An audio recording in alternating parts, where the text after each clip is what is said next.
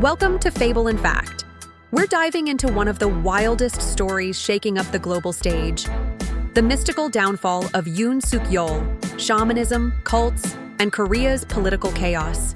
Buckle up, because this tale has everything. A president's dramatic fall, a midnight martial law fiasco, and a cast of shamans and cult leaders pulling strings behind the scenes. It's a roller coaster of power, prophecy, and downright bizarre decisions that'll leave you wondering, what's really going on in South Korea? Let's kick things off with the main event. On April 4, 2024, South Korean President Yoon Suk Yeol's fate was sealed.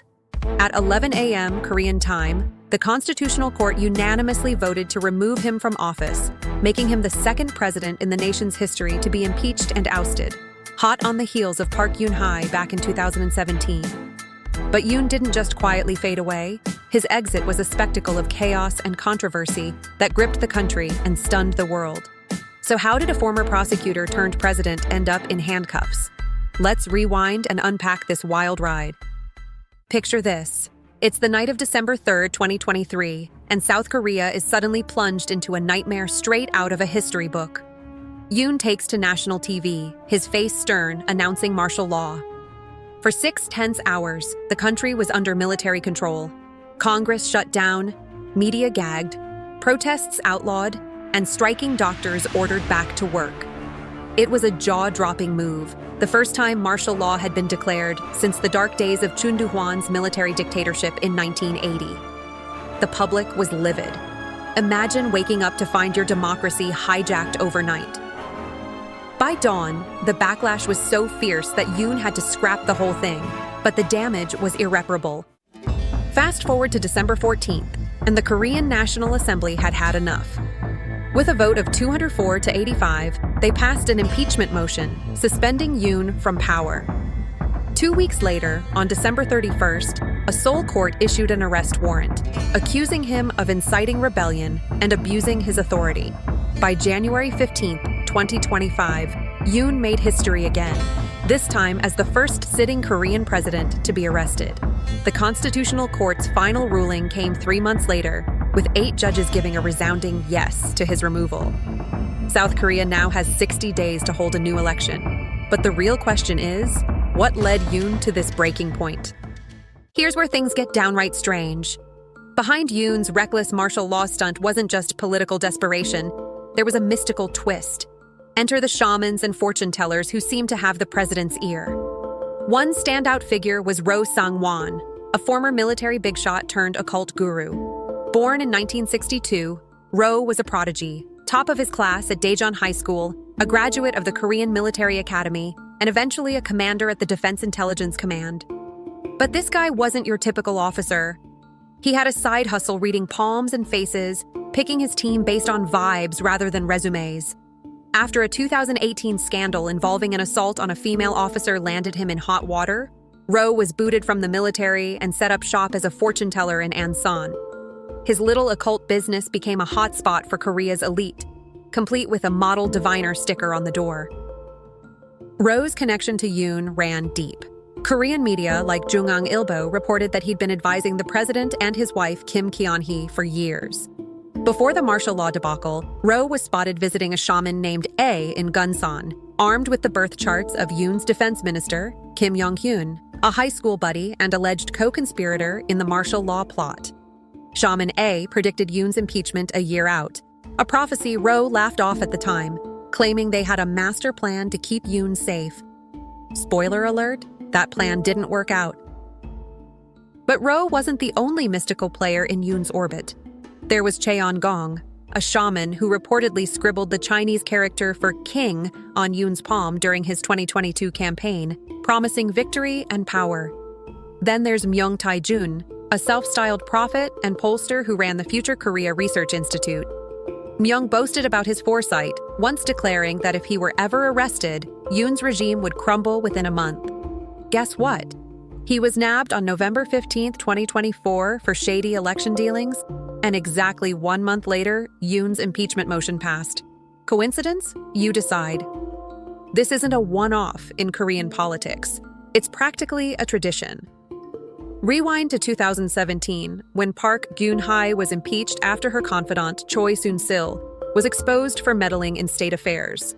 Choi's dad, Choi Tae-min, was a cult leader who claimed he could channel Park's late mother, giving him eerie influence over the grieving president. The parallels are uncanny. Both Yoon and Park leaned on shadowy figures with supernatural clout, and both paid the price. Speaking of eerie, let's talk about the Sewol ferry disaster. On April 16, 2014, a ferry carrying 476 people, mostly high schoolers on a field trip, capsized off South Korea's coast. Only 172 survived. 304 perished in one of the nation's worst tragedies. The government's botched response sparked outrage, and whispers of cult involvement started swirling. The ferry's owner, Yoo Byung-yoon, ran the Evangelical Baptist Church, a group labeled a cult by mainstream Christians. Some conspiracy theorists claimed the disaster was a ritual sacrifice, pointing to the date, April 18th, when the ship fully sank, lining up with Choi Tae-min's death anniversary. There's no hard proof, but Park's bizarre speech calling the deaths a noble sacrifice didn't help quash the rumors. So why does South Korea keep tripping over shamans and cults? It's a story centuries in the making.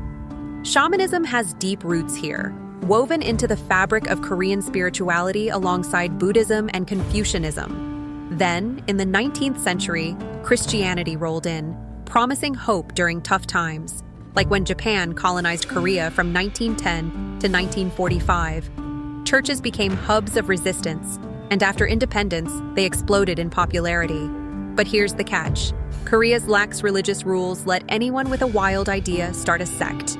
Add desperate politicians looking for votes, and you've got a recipe for chaos. Take the Unification Church, founded by Sun Myung-moon in 1954. It's the group behind those mass weddings you've probably seen clips of, thousands of couples tying the knot under Moon's true parents' blessing. Its influence stretched into politics, even snagging a foothold in Japan, where it's tied to the 2022 assassination of ex-Prime Minister Shinzo Abe. Back in Korea, Park Geun-hye's sister, Park Geun-ryong, is a devoted member. The church cozied up to leaders like Park's dad, Park Chung-hee, who gave them land and clout in exchange for support. Then there's Shincheonji, the New Heaven and Earth Church, which made headlines during the COVID-19 outbreak. In February 2020, a super spreader event at their Daegu branch sent Korea's case count soaring, all traced back to a single believer dubbed Patient 31. The group's leader, Lee Man-hee, was later arrested for obstructing public health efforts and embezzling millions.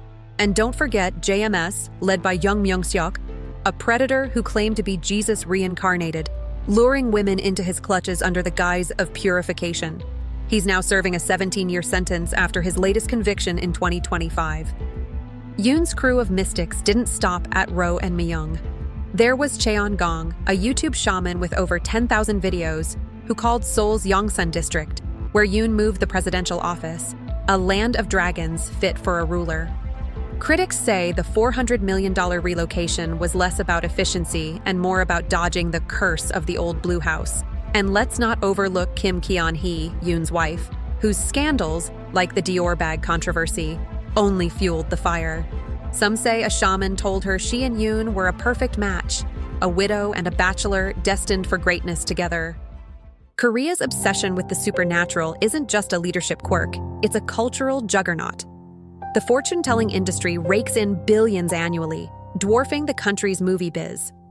A 2018 survey found 90% of young Koreans have had their fortunes read, with some checking their horoscopes daily. Walk through Seoul, and you'll see tents popping up like a mystical flea market, offering palm readings and tarot pulls. With 300,000 registered shamans, and who knows how many more off the books, it's clear this isn't a passing fad. Historically, it makes sense. Korea's been battered by invasions and upheaval, from Chinese dynasties to Japanese rule. When Christianity arrived, it offered equality in a rigid Confucian society, sprouting churches that doubled as schools and sanctuaries. But that freedom spawned a wild west of faith, self-proclaimed messiahs and fringe groups promising salvation. Politicians, starting with First President Syngman Rhee, leaned on these sects for legitimacy. Park Chung-hee took it further, propping up cults like the Unification Church to cement his dictatorship. For Yoon, the shamanic gamble didn't pay off. His martial law misadventure was the tipping point, exposing a presidency steeped in superstition over strategy. As Korea gears up for its next election, the big question lingers. Can it shake off this cycle of mystical meddling? The shadow of cults and shamans isn't fading anytime soon. It's a gripping, messy thread in the nation's story that keeps us all hooked. If you enjoyed this wild dive into Korea's political underbelly, smash that like button, hit subscribe, and ring the bell for more crazy tales. Thanks for watching.